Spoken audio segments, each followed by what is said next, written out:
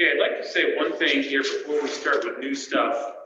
Just in response to a couple of emails that came into me following the last mini exam. And I had a couple of folks who were feeling pretty anxious about their grades coming out of that mini exam. And I thought I'd like to just take a minute or two to give you a word of encouragement about that. This isn't just an invented false platitudes word of encouragement. I just want to talk to you about the mathematics of weighted grading for just a moment. There's a reason, as I've said to you before, they're called mini exams. They're called mini exams because they are like supersized quizzes or small exams, and that they are 1/10 of your grade. This is why when I got these questions on email about folks' grades and can I do something, can I make it up to you, Pastor Tim? Many of those questions have come from folks who have not yet done their biblical message assignment. Because those who have done their biblical message assignment, I think on the whole are pretty okay with their midterm grade. Because they have seen the power of weighted grading at work. Your mini exams are each worth 1/10 of your grade because it is of some value to be able to remember what you have read, to reflect on the lectures that you have heard, and to have command over some of the facts and the data that lie behind the Christian story. But it is by virtue of the course design far more important to your grade to succeed in your biblical message assignment and in your biblical story paper. Your biblical message assignment is worth 2.5 times as much to your grade as a mini exam is. And your biblical story paper is worth 2.5 times as much as a mini exam to your final grade. Why is this? Let me give you a peek inside the minds of our religion faculty. It's just far more important to us that you are able to communicate your biblical understanding, to share your faith convictions, to be able to read and apply a Bible passage which is open in front of you, than it is to be able to just simply rattle back facts to us. If this was a 300-level course at Harvard, knowing all of those facts would be of the utmost importance. This is a 100-level course at Northwestern College. This is a foundation course.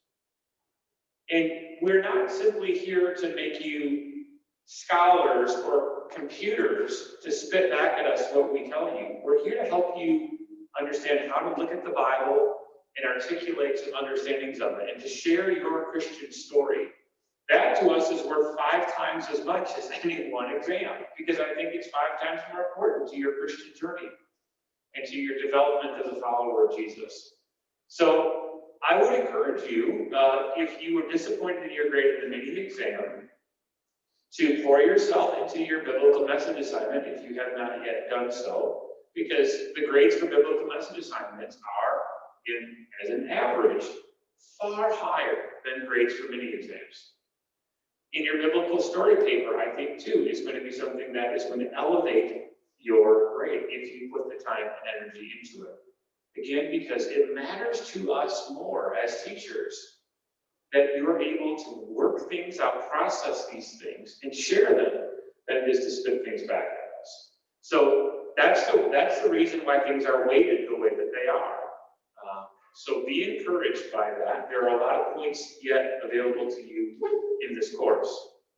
That said, I would remind you, just as a side note, that today is a quiz day beginning at noon, or tomorrow is a quiz day on some of the stuff we've been talking about in the last couple of class periods. So please don't neglect those quizzes as well. Now, with that, I would like to just kind of transition into a couple more reminders. I'm just going to do it the first time with this. About where we are in terms of the scope of this class. You've seen this slide before. We have, as it were, 5 movements in the narrative arc that is Christian Story 1.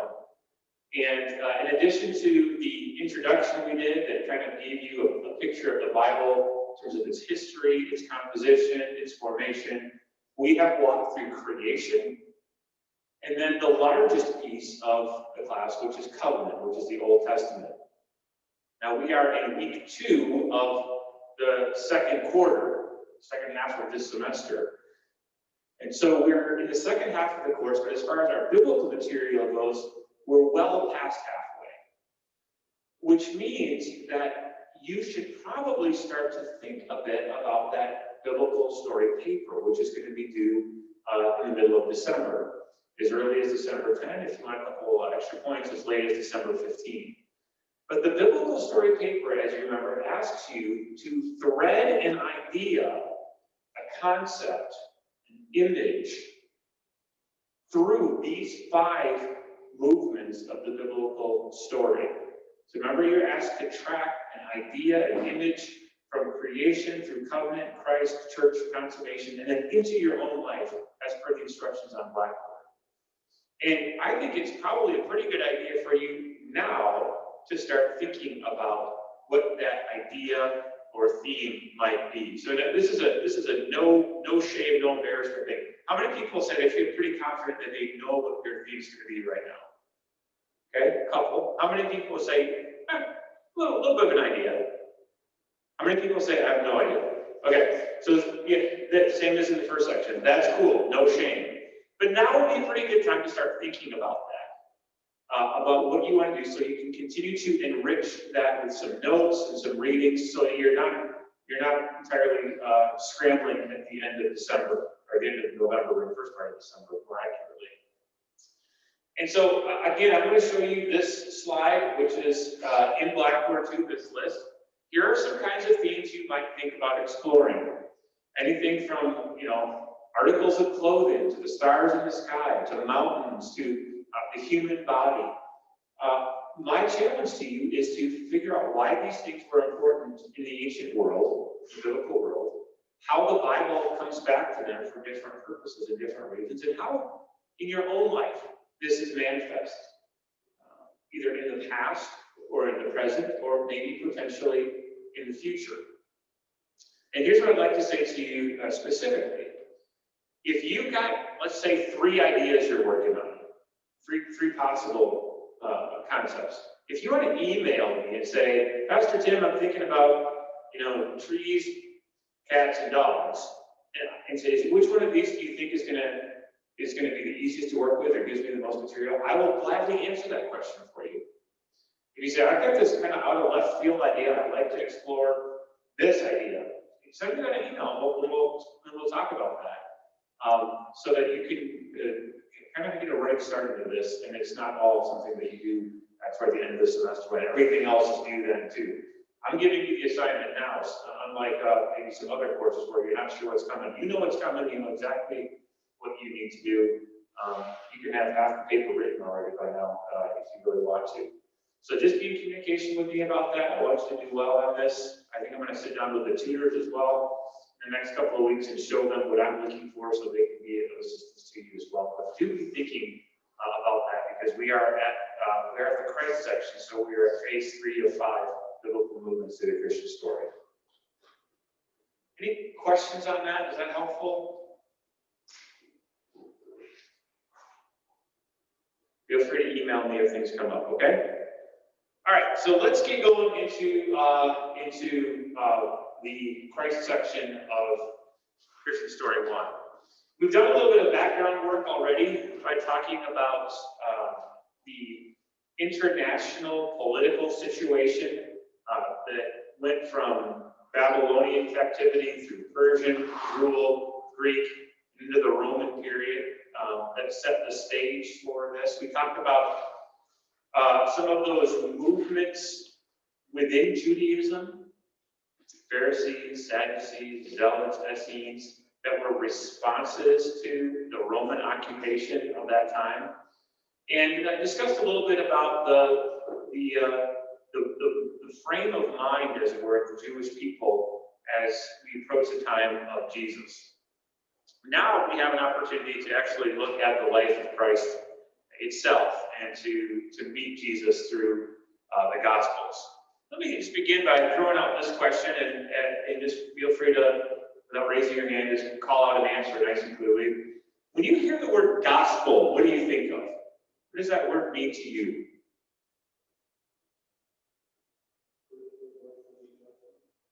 Okay, the first books of the New Testament. All right, very good. Where else would you come across the word gospel?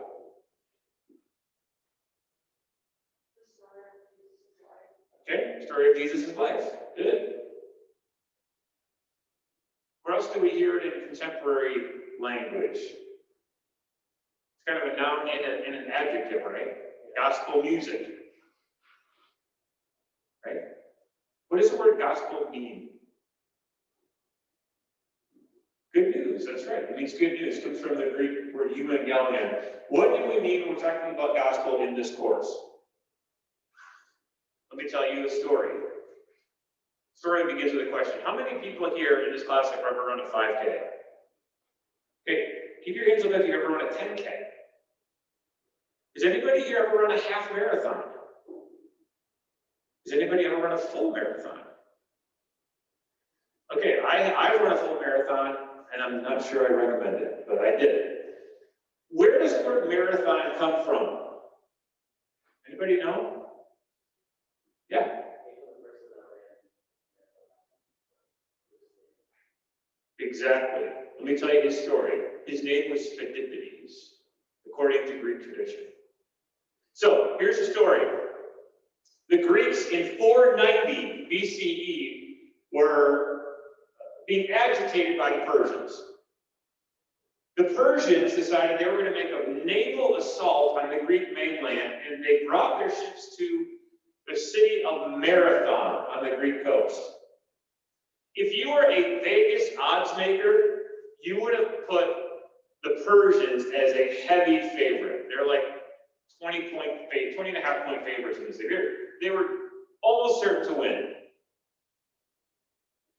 But wonder of wonders, the Battle of Marathon in 490 BCE was won by the Greeks. The Greeks defended their coast and warded off the oncoming attack of the Persians. This was a shocker. It was stunning. It was amazing. The news of the battle was carried by that guy, Phidippides, according to the myth about Phidippides, that he ran 26.2 miles from Marathon to Athens to bring news of the battle. He came into the city here as depicted in this piece of artwork. He came into, perhaps it was to the Acropolis, to the Parthenon, and he says two words to those there. He says, Kairata Nikomen. Kairata Nikomen, two Greek words. The second word means, we have won.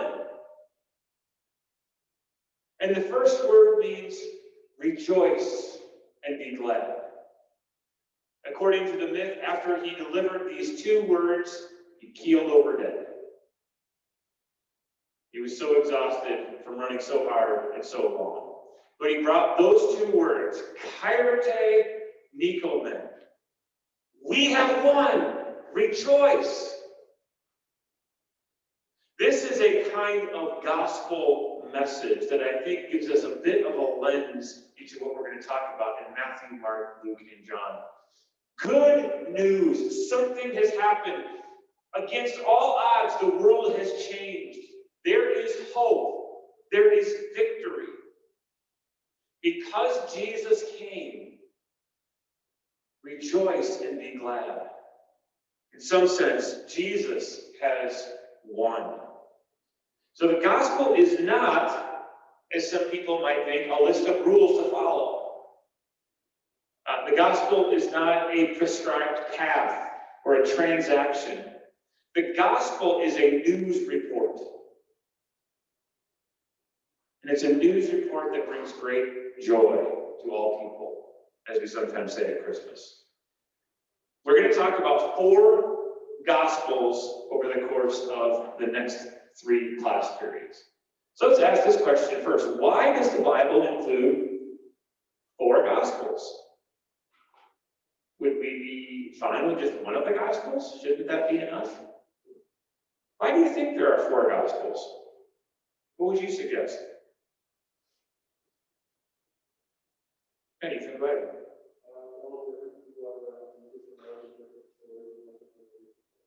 Yeah, different people who were around Jesus had different stories, that's right. Any other reasons why we might have 4? Here's a little bit of a thought exercise. I have on the screen a map. At the top of the map is our beautiful town here of Orange City, Iowa. At the bottom of the map is the booming metropolis that is Omaha, Nebraska. Tell me, just go ahead and shout it out, how can one travel from Orange City to Omaha? What are the ways you can do it?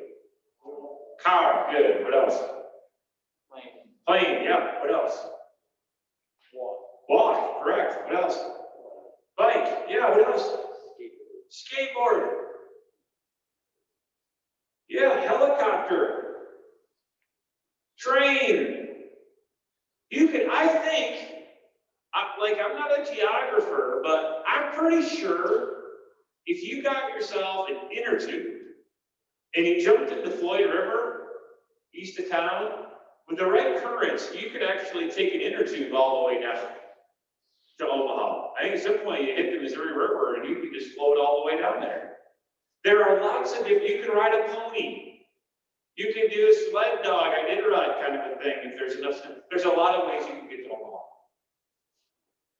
With each of those different modes of transportation, you will travel at a different pace and see different things, but all arrive at the same destination.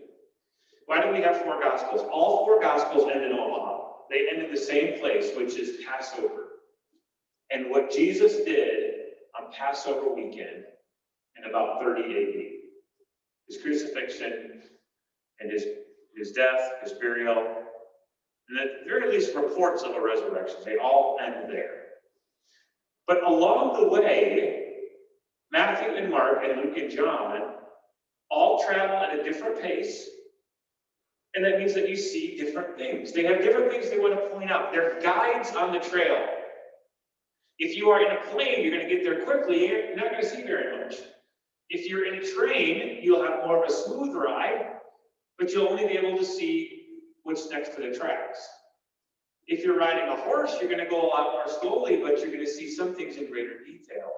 If you walk, it's going to take a real long time, but you'll be able to see a lot more along the way. If you're in an inner tube or a canoe, you'll only be able to see what's by the river. The point being, each of these 4 Gospels is going to take you at a different rate of speed to Jerusalem to Passover weekend, and they have different things they want you to see and understand along the way. Now, I just want to note that when I said, why are there 4 Gospels, I don't mean to say that there are only 4 Gospels that were written.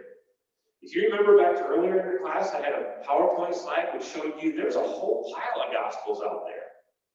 Remember that crazy one I shared with you called the Gospel of Thomas? In which they're like, oh, Jesus, is there any hope for Mary Magdalene? And the answer was, if we turn her into a man, she can be saved. Remember that one? That was the Gospel of Thomas. There were other Gospels out there as well. The one where the cross starts talking, you know. But the Christian church said, okay, these 4 give us authentic, authoritative, trustworthy information about Jesus. These are our 4. And each of them has a little bit different emphasis. It doesn't mean that they're in contradiction. They're more complementary than they are contradictory.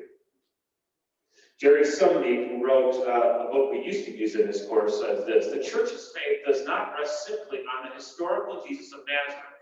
In other words, the Jesus that only historians can figure out, but on the interpretation given that life by the early church. And thus, what we find in the Gospels is precisely what the church needs, an interpretation of Jesus' life that shows how God was present and active in that life in a unique way. There is a kind of interpretive lens that Matthew puts on Jesus, which is different from John, and Mark from Luke. They want you to see different things about Jesus' life. So we're going to talk about them in succession, beginning with Mark, but let's talk more generally about the genre of gospel for just a moment. Because in this course, we've discussed how the Bible is filled with different types of literature. There are poems, there are lists and tabulations of records, there are lists of contents of things in the tabernacle, there are epistles, there are allegories. We need to treat the Gospels as their own kind of genre. Their own kind of genre. And this is where the story of Philippides in the Battle of Marathon is so instructive to us. So, I would like you to know first and foremost that some people have said about the Gospels are just histories, but they're not. We know what ancient histories look like. We have some of them. This is not that. Some people have said, well, the Gospels are biographies of Jesus. Well, point of fact, we have biographies in the ancient world, and they don't look like this. They're not just testaments, in other words, kind of basic frameworks for religious agreements. They're not that either. They deserve their own category, their own genre.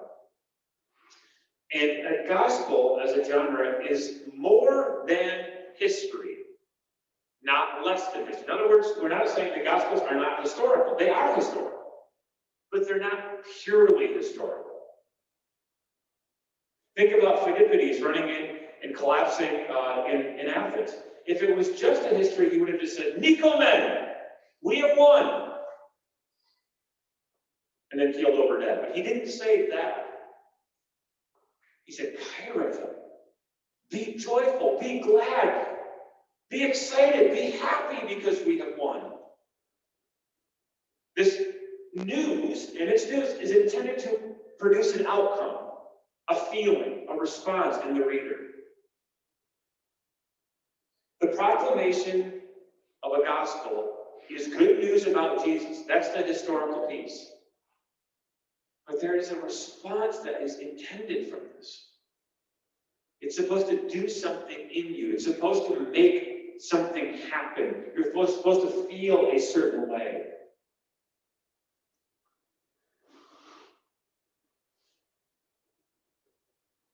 Gospels were also unique in that they were used in worship, in churches, in a way that a biography would not be. The early church read these reports of Jesus, the good news of Jesus, and patterned worship around them. They were Sunday non-negotiables. We need these stories about Jesus in church. A verse that I've shared with you in this class before, and may share again, because it's so important to Christian Story 1, especially Christian Story 1, as an introduction, is John chapter 20. In verse 30, which isn't on the screen, the author says, there's a whole pile of other stories I could tell you about Jesus. I mean, I got way more stuff I could tell you, which is true of this course too. There's way more about the Bible that we could say. We've had to be choosy. Why did we choose what we choose? Why did we choose what we chose? John says, we chose what we chose so that you may believe that Jesus is the Christ, the Son of God, and that by believing you may have life in his name. We're telling you this story not because we just like telling it. We're telling it so that you can believe and have life. An outcome in your life must be produced when you hear the stories about Jesus. It's history with an intention behind it. That's what gospel is. It's not unreliable, it's reliable. It's not just history like, you're reading about, the history of the Battle of Antietam or something like that. It's history that's meant to change you and give you life in Jesus' name. Okay, so what we're going to do today is look at the gospel according to Mark. Good, some good introduction today from Alexandra on this, And I'm gonna reiterate some of the facts that she shared with you, and then we're gonna look a little bit more in detail about Mark's priorities, what he wants you to see about Jesus. So a couple of quick facts, and I'm going to try to have a slide like this for each one of the Gospels. The date of Mark, as was mentioned before, right around 70, plus or minus a couple of years. 70 is the year that the Romans destroyed Jerusalem, that they destroyed the temple. A pivotal year in the midst of a war between the Jews and the Romans. And we think that Mark was probably written just before the destruction of the temple. Some scholars will say maybe just after, but it's right around 70, between 68 and 73, most scholars will tell you. The intended audience of the book of Mark is Roman or Romanized Christians. One of the reasons that we think that is, and Alexander mentioned it, maybe Jews and Gentiles together, which would make sense too. One of the things we see when we look at Mark is that Mark has to explain some Jewish practices. He would not have to do that if he was writing only to Jews. They would all know what he's talking about. He has to provide some footnotes on some things, because the people probably aren't at least entirely Jewish. It could be a combination. It could be primarily Gentiles. We're not exactly sure. But it's likely that Mark himself doesn't live around Jerusalem. He gets a little bit of his geography kind of confused a couple different times. So he may not live right in the place where the events are described as taking place. He may have lived in Syria. He may have lived in Rome. We're not quite sure. But he probably didn't live in Jerusalem. Who was Mark? Well, again, this is one of those times where we have an attribution of a book to a certain person, and we have to wonder if the attribution is accurate. So let's just name what the text actually says. It does not say, I, Mark, wrote this book. It's an anonymous book. It doesn't name its own author. But here's the church tradition. The church tradition says that Mark, or sometimes he's known as John Mark, was a traveling companion of Paul for a time, and then later he hooks up with Peter, and he serves as Peter's, and here's a good word to know, amanuensis. He is his scribe. We mentioned earlier we talked about which Gospels got included in the Bible, that we said one of the criteria was apostolicity. In other words, it has to come from one of the apostles. Here, the church tradition was this is really Peter's gospel. Mark just happened to be the guy in the room with a pen and pencil in his hand. You can picture, and this is maybe the church father thought, that here's Peter walking back and forth in the room, and he's telling stories, and then right here is Mark, and he's writing them down. That's the church tradition. Now, most scholars today would say, I don't know about that. That seems like the kind of thing that maybe was added on a couple centuries after the fact. We really don't know who wrote this book.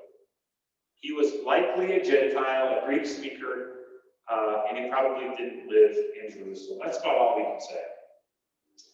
Mark is the shortest of the Gospels.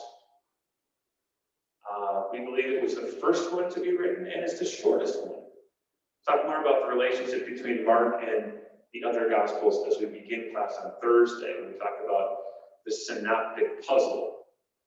But it's only 678 verses, 16 chapters. Mark is a book-ended. In other words, it begins and it ends with a declaration about Jesus. You read both of these for class today, but it begins with this opening line. So the very first verse of the very first chapter of the very first gospel says, the beginning of the good news about Jesus, the Messiah, the Son of God, Jesus the Christ, Jesus the Anointed One. I didn't put there in parentheses that in Mark, there is no Christmas story. We have no angels or wise men or mangers or frankincense. Those stories come to us from Matthew and Luke. When Mark begins his gospel, Jesus is a grown man. He's older than you.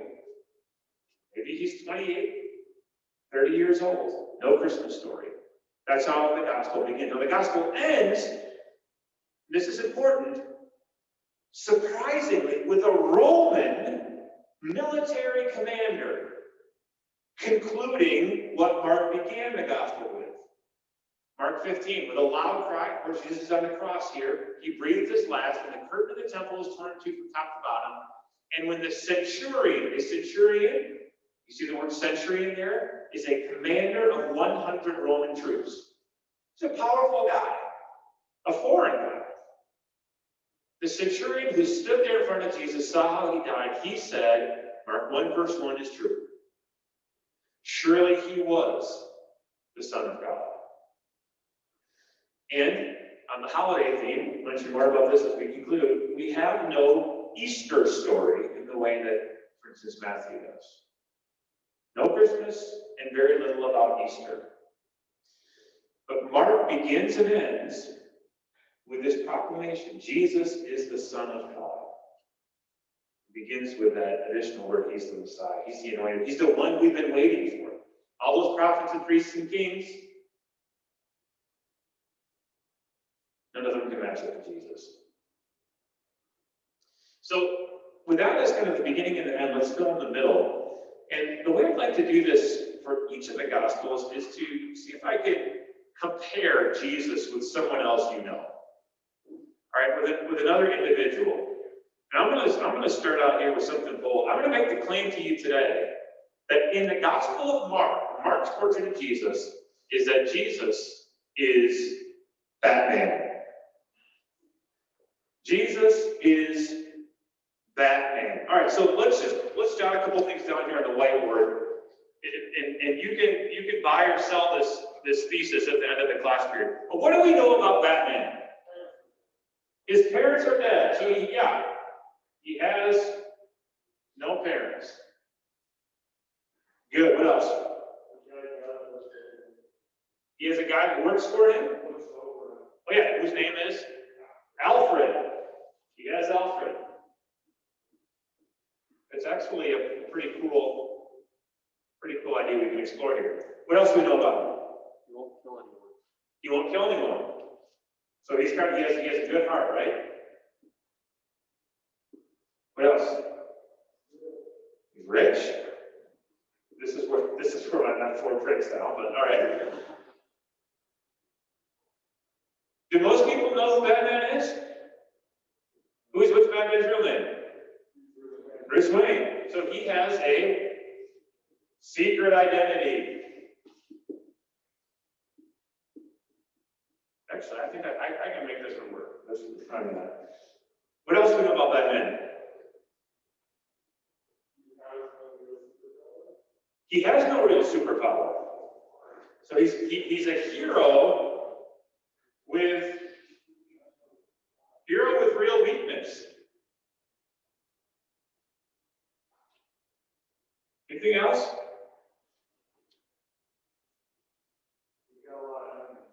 He's got enemies. Yep. He's attacked. And by the way, the greatest villain is Bane. And if you disagree with me, I'll fight you on that. He's attacked. So is Jesus like Batman? Yes or no? Let's talk about how Mark portrays Jesus today, okay? I want you to write down these headings, but not write down the whole scripture, okay? You can write down the references if you want, but a lot of these you'd rather write today.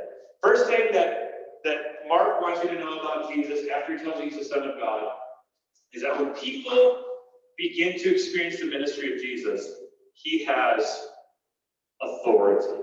First chapter.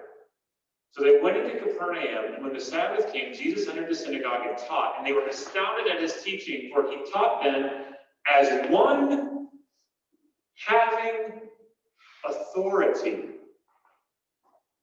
Look at the next line. And not as the scribes. Scan down through that paragraph. Jesus casts an unclean spirit out of a man. Verse 27, when this happens, they were amazed, and they kept on asking one another, what is this? A new teaching with authority. He commands even the unclean spirits, and they obey him. What does it mean to have authority? Well, it's clear it has something to do with Jesus is able to overcome dark powers here, the evil spirits. That's true. But also note that line. I hung on it for a second. He had authority, and therefore he was not like the scribes. He was not like the scribes. One of the things that we know about Middle Eastern teaching, it's not just ancient Christianity, it's also true of Judaism and Islam too, is that if you wanted to teach something, it was pretty bold for you to teach an idea of your own. Most of the times, if you were going to teach in a school or a synagogue or a mosque, you would teach something that had been taught by someone before. They said, as Rabbi Bob used to say, da-da-da-da-da-da. Or as the great Caliph Muhammad used to say, da-da-da. It was quite something for you to come up with your own teaching. It was okay to develop someone else's, but usually you wouldn't come up with your own. To do that took authority. Okay, look at this. Jesus taught as one having authority and not as the scribes. So listen to this. It's almost, you remember those groups we mentioned? You got the Pharisees, right? The Sadducees. These are the teachers. These are the kind of people who would rehash teachings that had come before, but not Jesus. Jesus had the gumption to teach something new and with authority.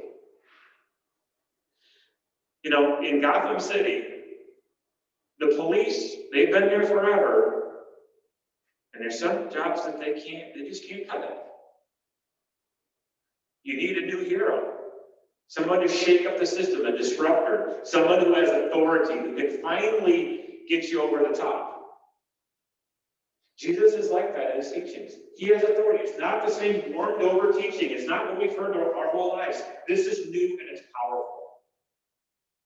He's able to drive out unclean spirits, for crying out loud. Jesus has authority in a new way.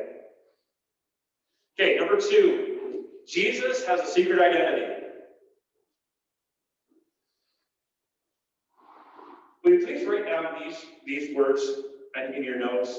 The words are messianic secret. You put a slash mark, also called the Markan, M-A-R-C-A-N, Markan secret.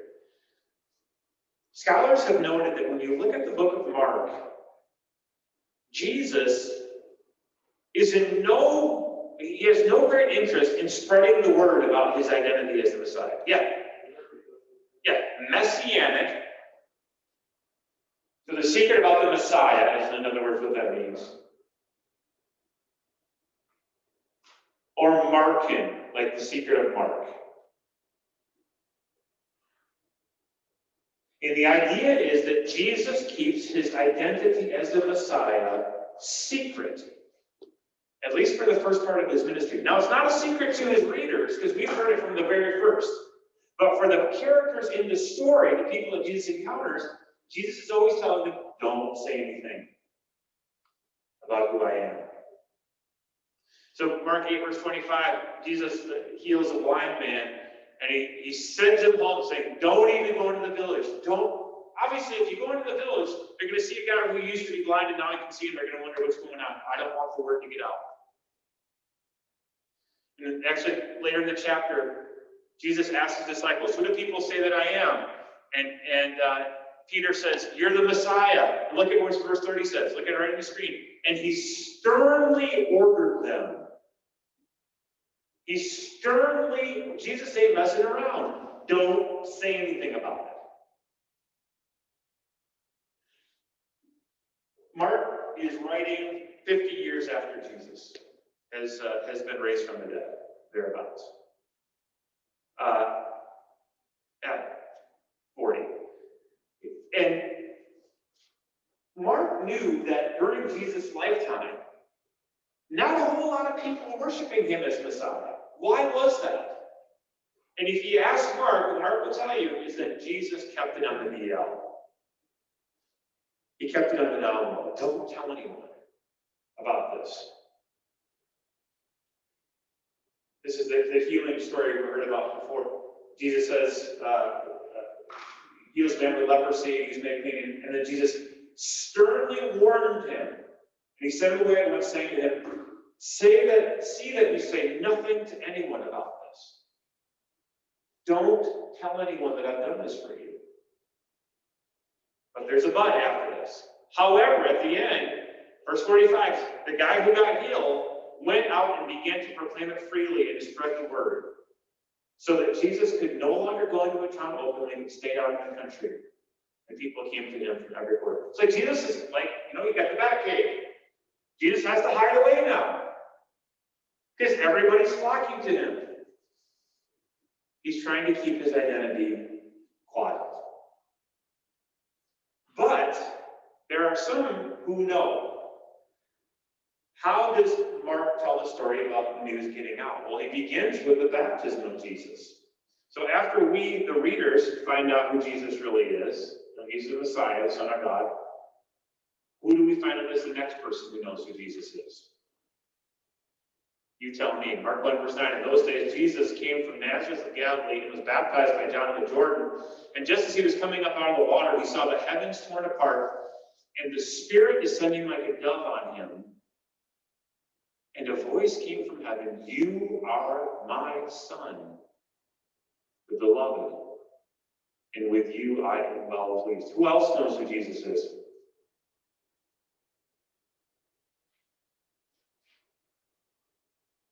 Come on, who spoke the words in pink? God. Yeah. God knows. The powers of heaven know. Okay, now read on that slide. This is a passage we just read. He has authority.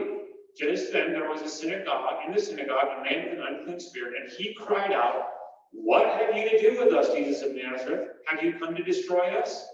I know who you are, the Holy One of God. Who else knows who Jesus is? The demons. Yeah. Even before people in the neighborhoods and the villages know who Jesus is, the supernatural powers know. A ton of amazing stuff in the first part of Mark, where Jesus is going around just beating the tar out of the unclean spirits. Seems to be the thing that Jesus makes his mark with at the beginning. He goes right at the demons and the unclean spirits. It's a supernatural battle that's at hand when Jesus comes. So, secret identity, especially in the first half of Mark. The Markan secret, the Messianic secret, seems to get relaxed a little bit in the second half of the book. But at the very beginning, for whatever reason, Jesus says, he is sternly, or he's not like suggesting quietly, you may not want to say anything. He's like, don't open your mouth. Secret identity. Okay. Number 3, the people around Jesus are a few French fries short of a Happy Meal. People do not fully understand who Jesus is. Like Batman, he's mysterious. People don't know how he's able to do what he does, and they can't figure it out. Remember what I said about the amanuensis thing? Who might really be the author of Mark in the spirit of it? What did we just say? Peter. That's why this is so interesting, guys. If Peter's the one behind it, if it's me and I'm like telling my life story, I'm trying to like make myself look good. Peter's walking back and forth in the room, and Mark's writing down his words, and Peter's like, I was an idiot. I had no clue. I couldn't figure it out. So this is a line that repeats in the book of Mark. Do you not understand? Here in Mark chapter 7, When Jesus had left the crowd and entered the house, the disciples asked him about a parable. Jesus expects his disciples to understand things. And they're like, Jesus, could you just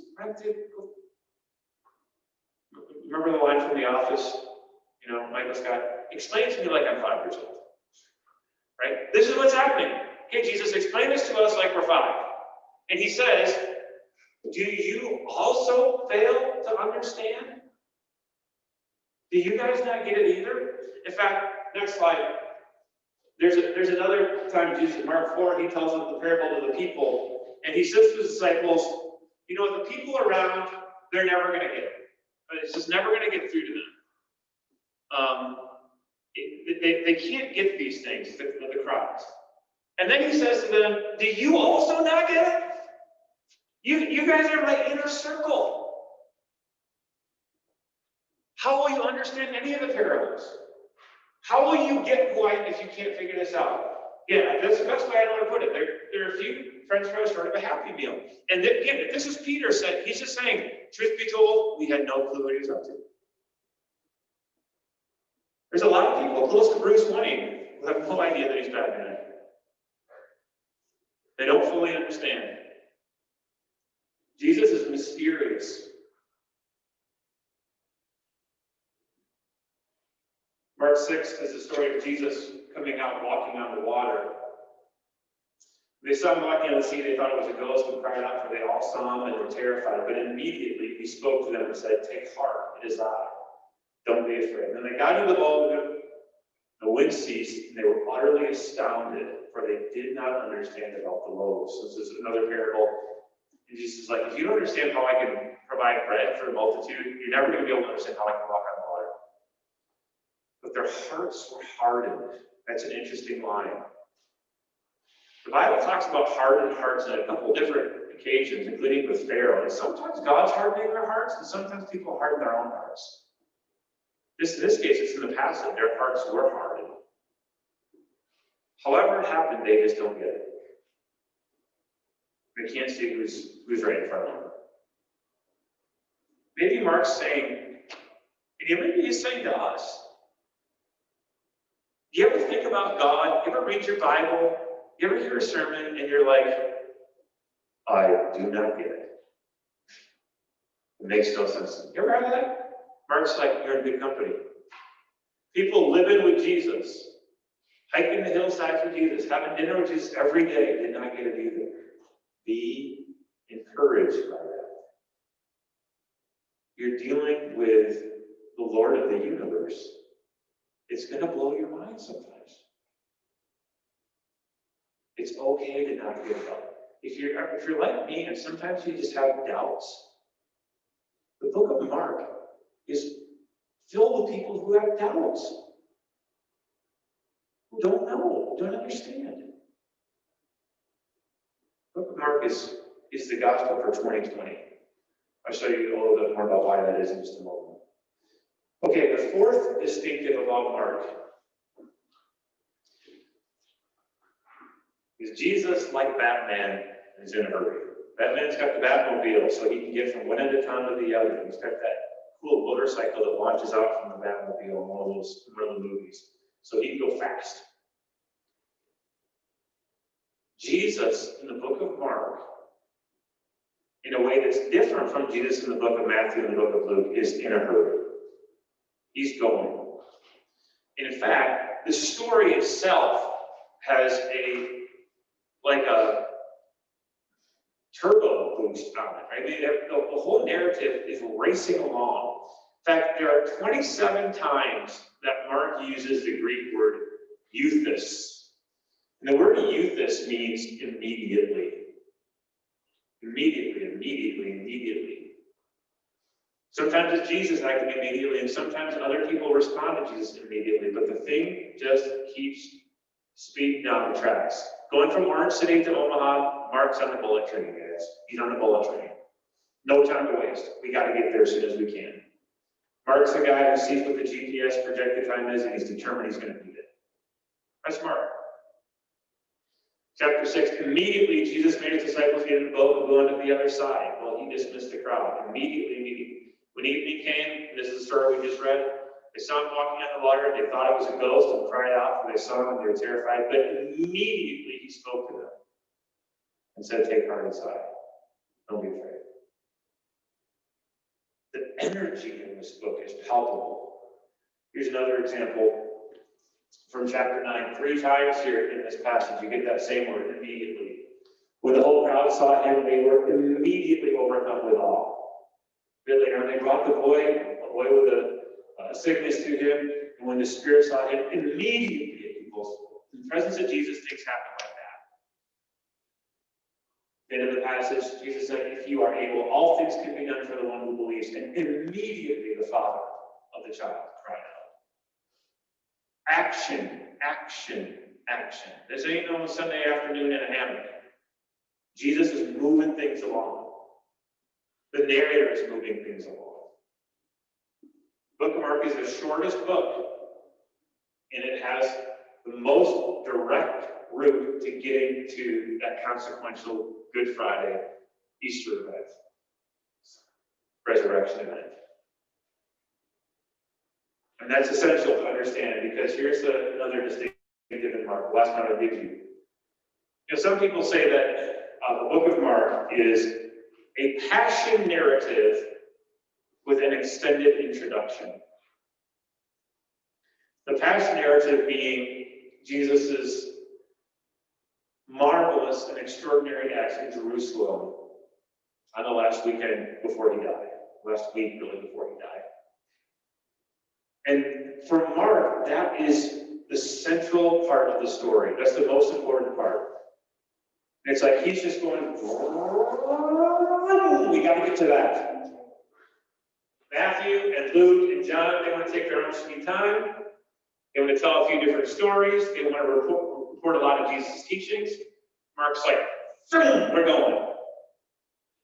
And he wants to get there because what's most important to Mark is to see that Jesus, as the Messiah, is one who suffers. He's not going to Jerusalem to overthrow the Romans, but to be crucified. Like I said, Mark is a gospel for 2020, and one of the reasons why is because it shows that Jesus and everybody connected with him will suffer. See on my slide there, the question mark, exclamation point? Anybody know what the technical term for that is? Is a punctuation mark?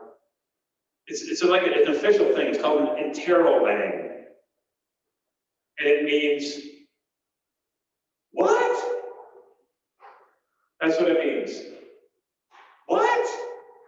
The Messiah suffers. What? Because the Messiah is the one who's supposed to end suffering, right? The Messiah is the one who has to get the victory. The Messiah is the one who's going to unite the people and overthrow the bad guys.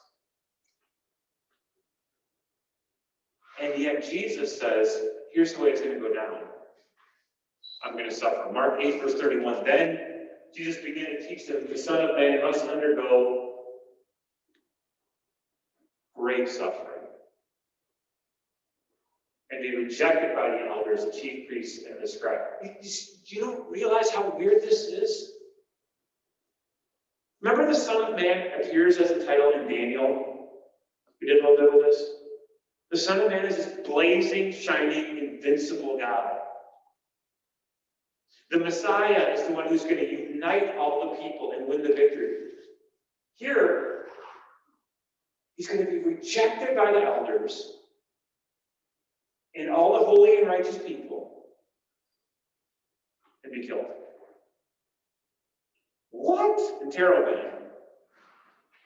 And then 3 days rise again. He said this quite openly. And Peter, well, look at this. This is just a fascinating text. And Peter took him aside and began to rebuke him. Jesus, come here, side. Jesus, look. You can't be saying stuff like that, Jesus. It's not going, that doesn't work for us. Just stop with the whole suffering. That's not cool, Jesus. And look what Jesus says to him. Get behind me, Satan, for where you are setting your mind not on divine things, but on human things. So the human idea of the Son of Man, the human idea of the Messiah is conquering hero, defeats everybody, wins all the popularity prizes, millions of followers on Instagram, wins the whole thing. The divine idea of the Son of Man and the Messiah is it's not going to work unless a sacrifice is made. And then he called the crowd of his disciples and said, if anyone wants to become my followers, let them deny themselves and take up their cross and follow me. For those who want to save their life will lose it. And those who will lose their life for my sake and for the sake of the gospel will save it. I can tell you, my disciples, Jesus says, how this is going to end. It's going to end in suffering. Things really get intense when you get to chapter 13 of Mark.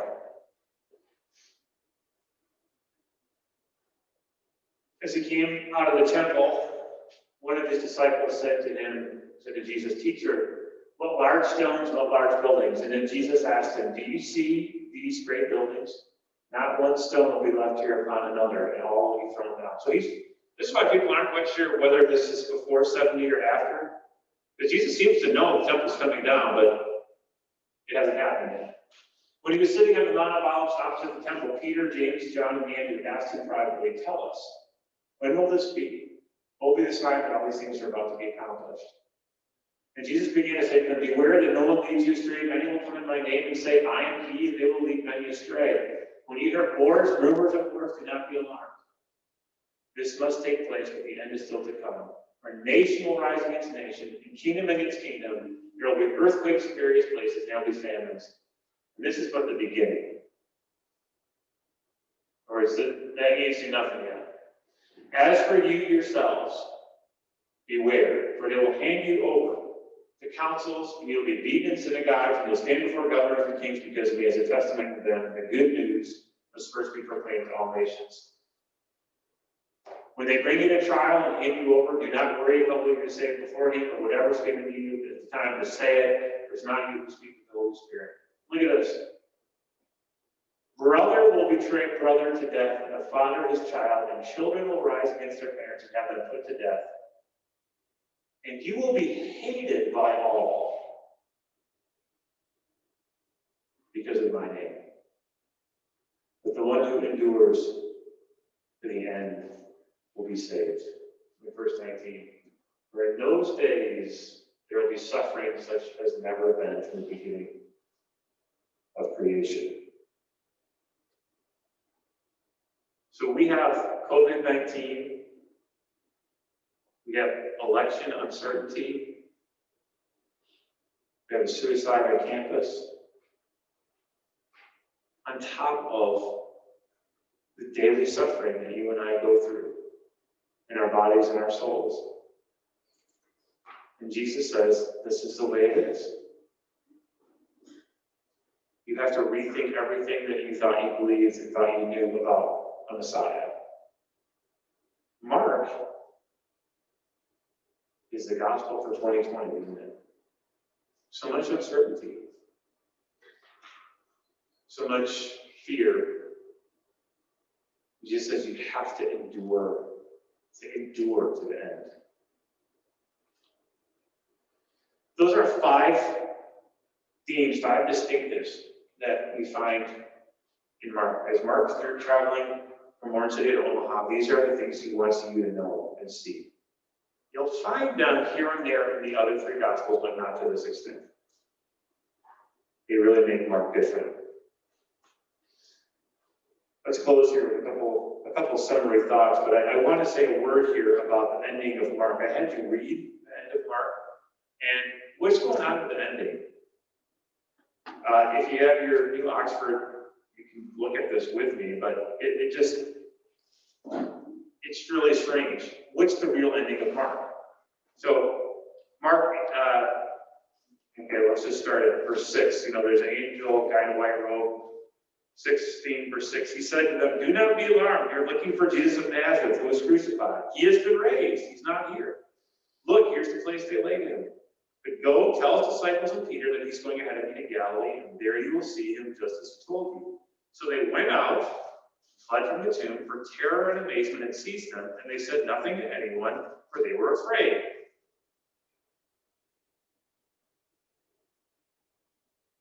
And that's it.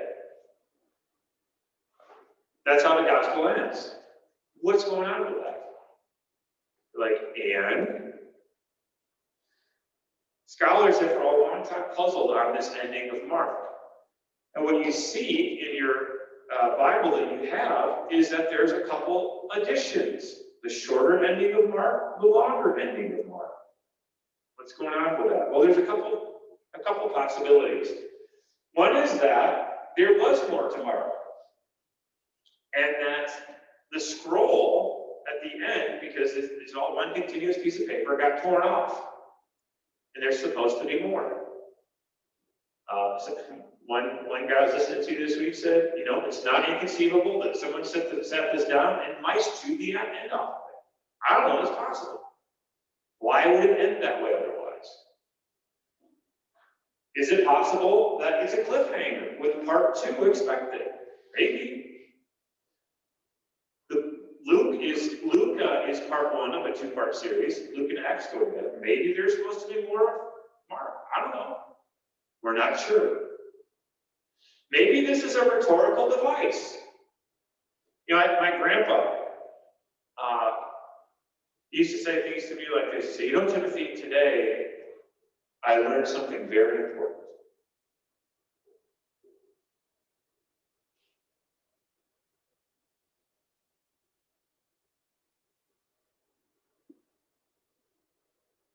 That's how you looked at me finish the sentence? That's what he would do, because he wanted me to say, okay, Grandpa, what is it you learned? He's like, is it possible that maybe there was supposed to be an oral conversation that happened at the end of Mark? Finish the story, finish the story, finish the story. Possibly. But it's most likely that Mark ends the way that it ends at verse 8, because that's what Mark had. That's what he wrote. He didn't have more to say about it after that. That was what he thought was a good ending point. And when we have these things that are listed as the shorter ending and the longer ending, that we have later on a monk or a scribe who said, we can't end it that way. I've read Matthew, I've read Luke, I know there's more to the story. And so at some point, somebody added these other endings, the things that we have after verse 8. Most Bible scholars think that's what happened. That these endings don't really belong in there, but they were written later. Now, why does that matter? Let me tell you why it matters. Because we have Christian churches in West Virginia and other places of Appalachia right now, on this very day, that practice something called snake handling. Why would that be? The longer ending of Mark 16, verses 17 and 18 say this. And these signs will accompany those who believe. By using my name, they will cast out demons, they will speak in new tongues. Okay? But then they will pick up snakes in their hands. And if they drink any deadly thing, it will not hurt them. So there are some Christians, and again, I'm not trying to be prejudiced against people from the eastern part of our country, but there's a lot of these folks in West Virginia who die every year because they practice snake handling on the basis that the Bible says I can pick up rattlesnakes and it won't get hurt. This is all true. But do these verses actually belong there in Mark? Most Bible scholars will tell you they do not. They were not part of the original gospel. That's more of a curiosity than anything else, but it does help you to have that real-world application. Sometimes people believe things in the Bible that aren't there at all, and sometimes they believe things in the Bible that probably shouldn't be there in the first place, too. Let's wrap up today with a couple summary statements about Mark. Number one, you read about idea about the kingdom of God. We're going to talk more about that on Thursday, but Jesus reigns as God's son over the kingdom. This is this opening line. This is my son. I've sent him here. I love him. He is my emissary.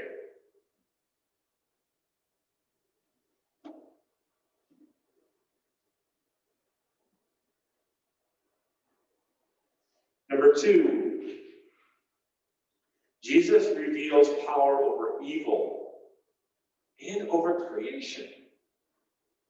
So we talk about evil, we're talking about those demons, those evil and impure spirits. They know who he is, remember? Even though it's a secret to a lot of people, the demons know. And they're like, oh boy, we do not want to mess with Jesus.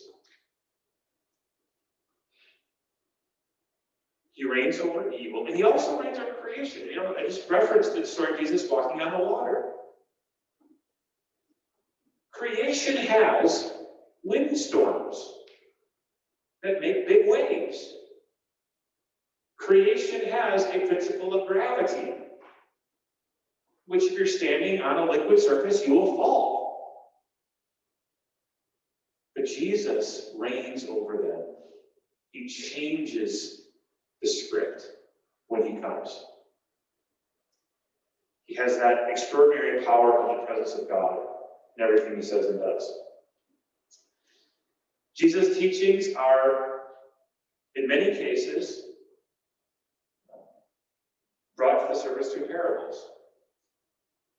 and indirectly. And parables that his disciples don't always understand. Parables about the kingdom, and they just kind of keep your powder dry on the kingdom stuff, because we're going to hit that on Thursday when we talk about Matthew. It's a big theme here in Mark as well. He gets his message across by storytelling. The kingdom of God is like this, the kingdom of God is like that. Number 4, Jesus instructs doubtful and fearful followers. There's a whole lot of mystery about Jesus. Jesus is that man. And he's around people who are overwhelmed, who are confused, who are afraid. That's where he sends his ministry energy. Again, for me, especially in this year, Mark is such an encouraging book, because Jesus is in control even when we don't get it. Jesus has said suffering is part of the game. It's part of being a follower of him. Don't be surprised at this. Endure to the end. We will pick up on Thursday and look at Matthew and Luke, the other 2 of the Synoptic Gospels. Have a wonderful day, and we'll see you on Thursday morning. The quiz you can take from anytime after the next 65 minutes from now, all the way until Wednesday at 11:59 post-meridian. God bless you all. Hang in there.